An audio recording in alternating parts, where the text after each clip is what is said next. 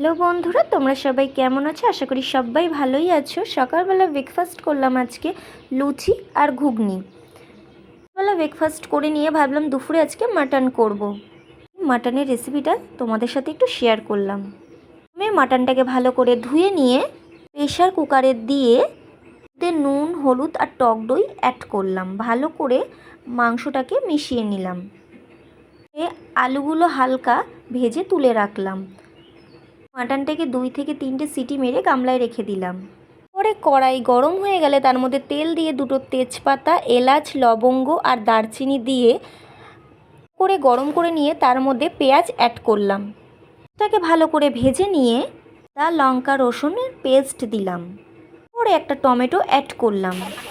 করেছিলাম নুন, হলুদ, জিরের গুঁড়ো, ধনের গুঁড়ো, মিট মশলা আর গোলমরিচের গুঁড়ো।